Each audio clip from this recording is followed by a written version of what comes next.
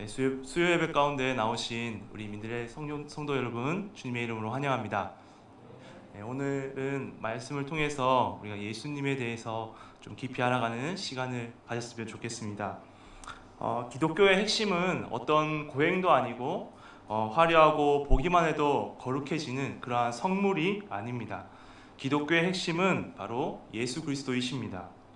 예수 그리스도를 떠나서는 제사함도 영생도 없습니다.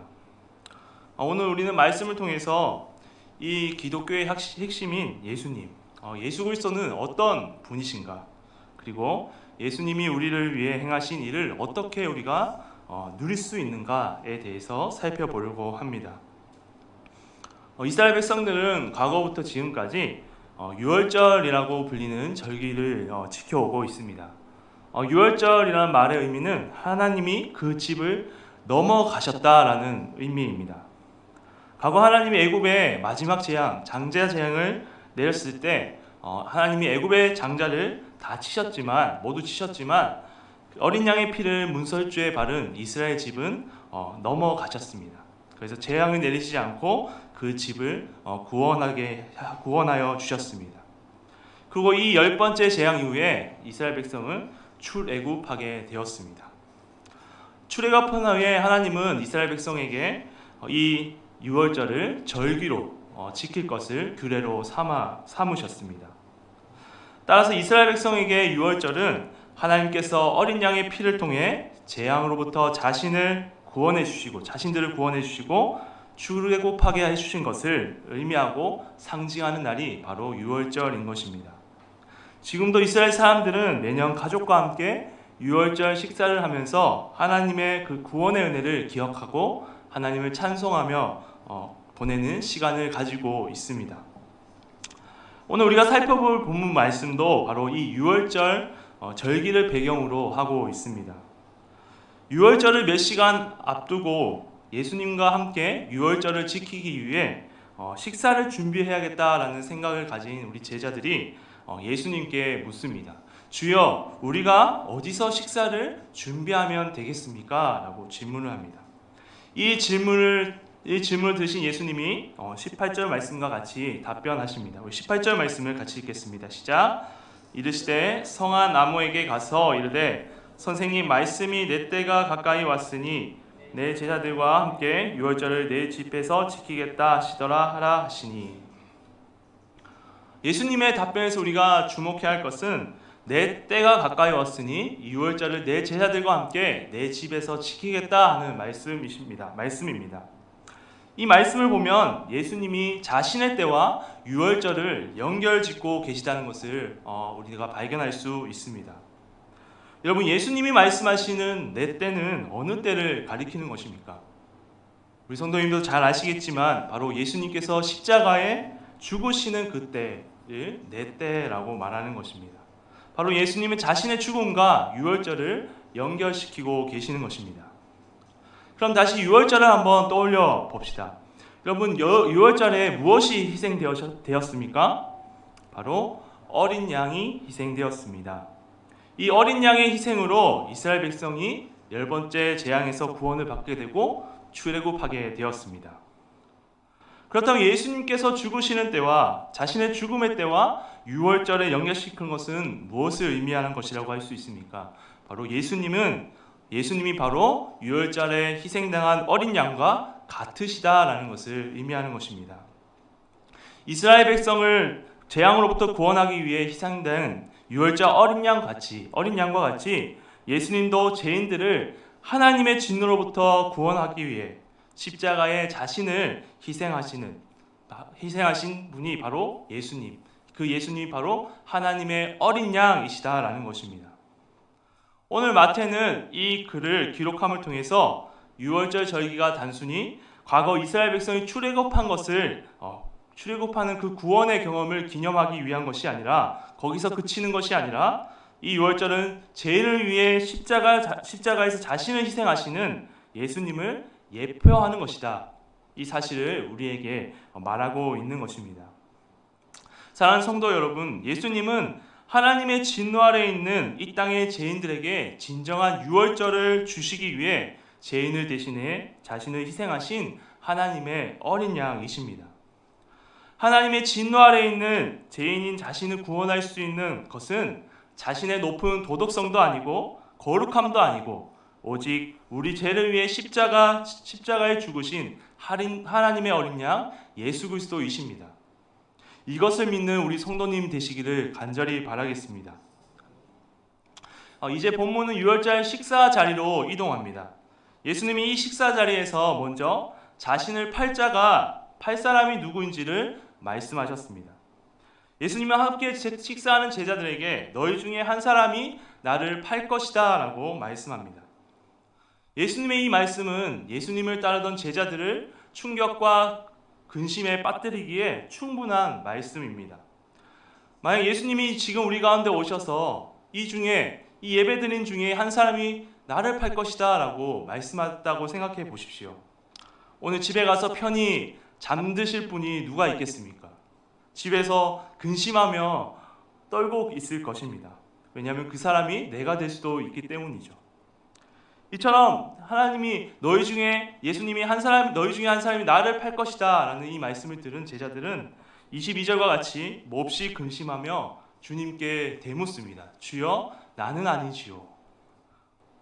제자들은 자신들이 아니기를 간절히 바랬던 것이지요. 그래서 예수님께 주여, 나는 아니지요 라고 몹시 두려워하며 묻는 것입니다. 예수님은 근심하며 대묻는 제자들에게 다음과 같이 답변하셨습니다. 23절에서 24절 말씀 같이 읽겠습니다. 시작.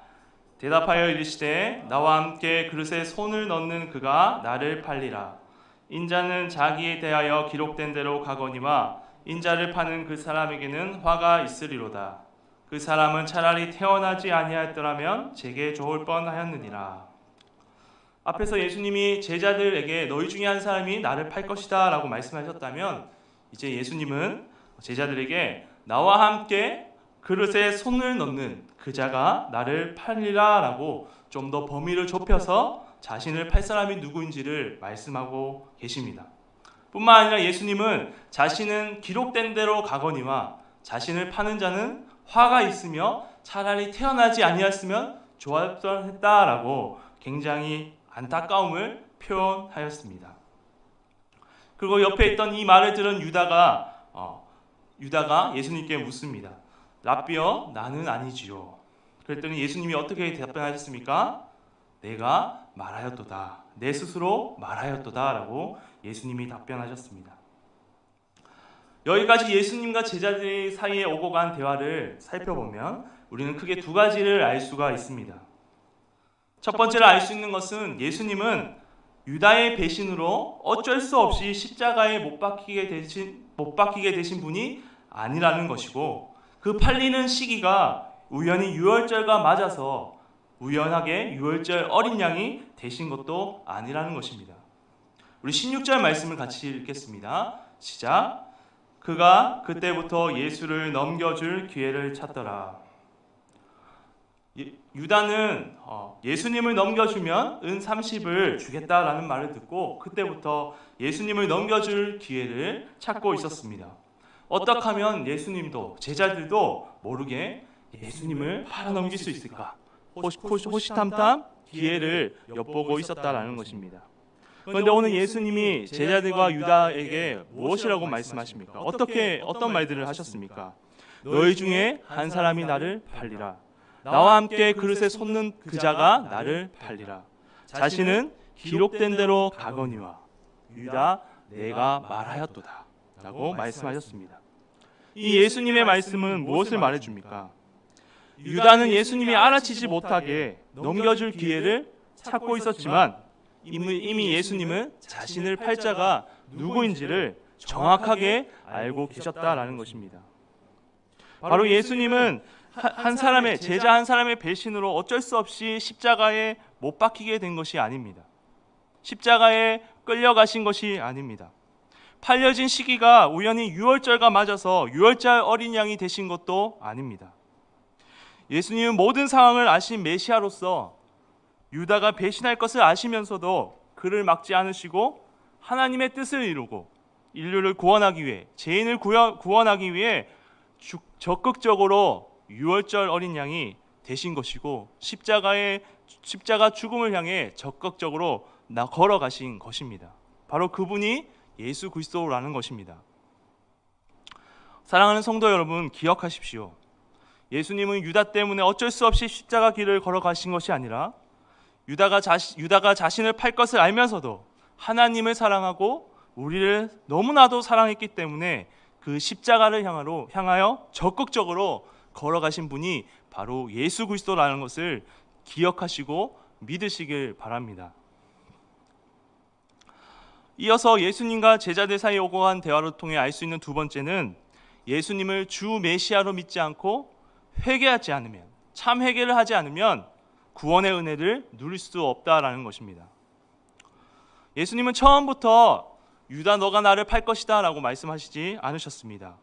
예수님은 처음에 너희 중에 한 사람이 나를 팔 것이다, 그리고서는 나와 함께 이 그릇에 손 넣는 자가 나를 팔 것이다, 이렇게 두 번이나 간접적으로 말씀하셨습니다. 이것은 곧 유다에게, 예수님을 팔아넘길 그 마음을 가진 유다에게 회개의 기회가 되는 것입니다. 하지만 유다는 회개했습니까? 회개는커녕 예수님의 말을 듣고 아주 뻔뻔하게 랍비여, 저는 아니지요, 나는 아니지요 라고 되물었습니다. 이것은 유다의 마음이 얼마나 완고한지를 보여주는 대목인 것입니다. 유다는 예수님의 두 차례 거친 말씀, 회개할 수 있는 기회가 있었음에도 회개하지 않았습니다.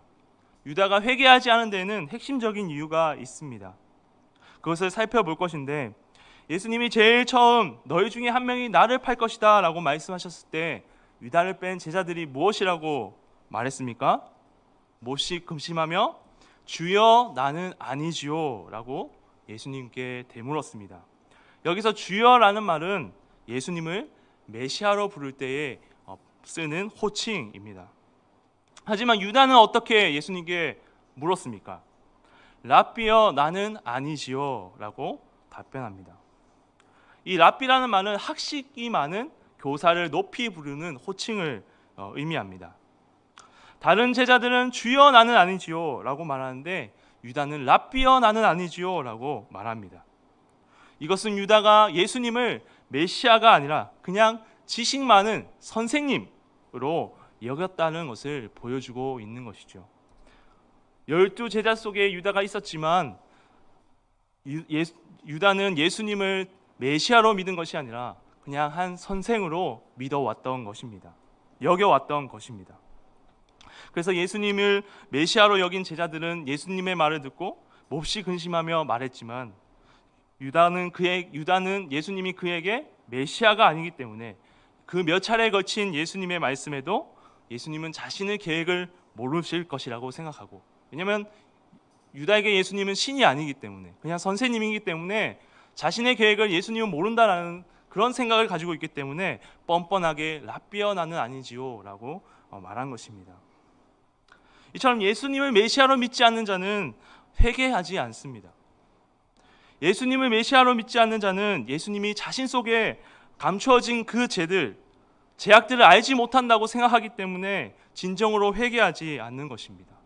우리가 왜 하나님 앞에 회개합니까? 하나님이 나의 죄를 알고 계시긴다는 것을 알기 때문에, 믿기 때문에 우리가 회개하지 않습니까? 근데 유다는 예수님이 자신의 그 거짓말, 그 계획들을 알지 못할 것이라고 믿었기 때문에 예수님 앞에 회개하지 않은 것입니다.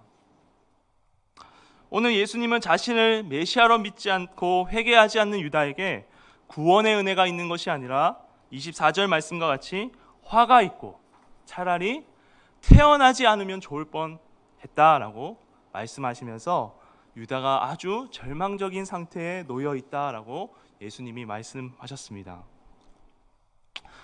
성도 여러분, 우리가 유월절 어린 양 대신 예수님이 그 이루신 구원의 은혜를 누리기 위해서는 먼저 준비되어져야 할 것이 있습니다. 그것은 바로 예수님을 메시아로 믿는 것이고, 그리고 예수님 앞에 자신의 죄를 철저히 진정으로 회개하는 것입니다. 진정한 회개는 어떻게 해서 나오는 것입니까? 예수님이 어떤 분이신지, 그리고 예수님 앞에 내가 어떤 존재인지를 알 때 진정한 회개가 이루어지는 것입니다. 우리가 만약 예수님을 몇몇 훌륭한 성인들 중에 한 분으로 알고 있다면 우리에게 진정한 회개는 생길 수 없습니다. 예수님이 하나님이시며 예수님이 유일한 창조주시며 심판주가 되신다는 것을 믿을 때 우리는 참된 회개를 할 수 있는 것입니다. 만약 우리가 회개치 아니하면 오늘 유다에게 하신 예수님의 말씀과 똑같이 우리에게 적용이 될 것입니다. 우리는 구원의 은혜를 받는 것이 아니라 우리에게는 화가 있을 것이고 하나님의 진노가 있을 것이고 차라리 태어나지 않았으면 좋겠다, 좋을 뻔했다라는 그런 말을 듣기에 합당한 상태에 우리가 머물고 있게 된다는 것입니다. 우리가 회개치 아니하면. 우리 성도님께서는 기억하시길 바랍니다. 구원의 은혜를 누리기 위해서는 먼저 예수님이 주가 되시고 메시아가 되신다는 것을 진정으로 믿어야 한다는 것이고, 그리고 모든 것을 아시는 예수님 앞에 자신의 죄를 회개하는 자가 되어야 우리가 진정한 구원의 은혜를 누릴 수 있다는 것을 기억하시길 바랍니다. 오늘 마지막으로, 그렇다면 유월절 어린 양 되시는 그 예수님이 베푸신 우리에게 베풀어 주신 그 큰 구원의 은혜를 어떻게 하면 적극적으로 누릴 수 있는가 하는 것입니다. 우리 같이 한번 따라해 봤으면 좋겠습니다. 예수님의 살과 피를 먹으면 구원의 은혜를 누릴 수 있다. 26절에서 28절 말씀을 같이 읽겠습니다. 시작. 그들이 먹을 때에 예수께서 떡을 가지사 축복하시고 떼어 제자들에게 주시며 이르시되 받아서 먹으라, 이것은 내 몸이니라 하시고, 또 잔을 가지사 감사기도 하시고 그들에게 주시며 이르시되 너희가 다 이것을 마시라, 이것은 제 사함을 얻게 하려고 많은 사람을 위하여 흘리는 바 나의 피 곧 언약의 피니라. 예수님의 살과 피를 먹으면 구원의 은혜를 누릴 수 있다고 했는데, 참 예수님의 살과 피를 먹는다는 이 말 자체가 굉장히 우리에게 참 뭔가 충격적으로 들리는 것 같습니다. 뭔가 잔인하게 들리는 것 같고, 도대체 예수님의 살과 피를 먹는 것은 무엇을 의미하는 것인가 같이 한번 살펴봤으면 좋겠습니다. 예수님은 유월절 식사 중에 떡 하나를 들어 축복하시고 제자들에게 떼어 주시면서 말씀하셨습니다. 받아 먹으라, 이것은 내 몸이다 라고 말씀하셨습니다. 그리고 이제는 잔을 드시고 기도하신 후에 제자들에게 나눠주시면서 이것을 마시라, 이것은 제 사함을 얻게 하려고 많은 사람을 위하여 흘리는 바 나의 피 곧 언약의 피다라고 말씀하셨습니다. 여러분, 어떻게 사람이 먹는 떡이 예수님의 몸이 될 수 있으며 사람이 먹는 포도주가 어떻게 예수님의 피가 될 수 있는 것입니까? 예수님의 이 말씀은 우리는 상징으로 이해해야 되고 해석해야 합니다. 예수님께서 떡을 떼어 제자들에게 주시는 것은 많은 사람들의 죄를 대신하여 십자가에서 찢겨지시는 예수님의 몸을 상징하는 것입니다. 예수님은 로마 구인들에게 무차별로 채찍에 맞으셔서 자신의 살이 갈기갈기 찢기셨고 십자가에 손과 발이 못 박힘으로 살이 찢겨지셨습니다. 또 잔에 담긴 포도주는 십자가에 흘리시는 대속의 피를 상징하는 것입니다. 예수님은 십자가에서 모든 피를 흘리셨습니다. 따라서 떡을 먹고 잔을 마시라는 것은 죄인인 우리가 몸이 찢겨야 하는데, 죄인인 내가 십자가에서 모든 피를 흘려야 하는데, 그렇게 죽어야 하는데, 예수님이 내 죄를 대신하여 십자가에서 살이 찢기시고 모든 피를 쏟으심으로 내 죄가 용서받았다, 이것을 믿으라는 것입니다. 그것이 바로 그 살과 피를 먹으라는 의미가 되는 것입니다. 이것을 믿을 때 바로 구원의 은혜를 우리가 누리게 되는 것입니다. 사랑하는 민들의 성도 여러분, 오늘 말씀을 기억하고 믿으시길 바랍니다. 예수님은 유월절 어린 양이 되십니다. 예수님은 유다에 의해서 어쩔 수 없이 어린 양이 되신 것도 십자가에 못 박히신 것도 아닙니다. 예수님은 우리를 너무나 사랑하셔서 모든 것을 다 하셨지만 우리를 구원하기 위해서 그 십자가 죽음의 길로 적극적으로 나가신 분이 바로 예수 그리스도이십니다. 그 예수님을 믿으시는 우리 성도님들 되시기 바랍니다. 또한 우리 성도님께서는 예수님을 메시아로 믿으시고 진정한 회개를 함으로써 구원의 은혜를 누리기에 합당한 상태가 되시길 바랍니다. 그 상태를 만드시길 바랍니다. 그리고 나서 믿으시길 바랍니다. 예수님께서 나를 사랑하사 나를 죄에서 구원하시려고 십자가를 향해 적극적으로 나아가셨고 유월절 어린 양이 되셔서 나를 대신해 십자가에서 그의 살이 찢기시고 피를 쏟으셔서 나의 죄를 깨끗하게 하셨다. 이 사실을 믿으시는 성도 여러분 되시길 바랍니다. 그때에 예수님의 십자가는 나에게 효험이 될 것입니다. 그것을 우리가 분명하게 믿으면 그 십자가가 나에게 효험이 되어서 내가 죄에서부터 자유하게 될 것이고 사망으로부터 자유하게 될 것이고 영생의 복을 누리게 될 것입니다. 이 구원의 은혜를 누리시는 우리 민들레 성도 여러분 다 되시기를 간절히 바라겠습니다. 아멘. 기도하겠습니다.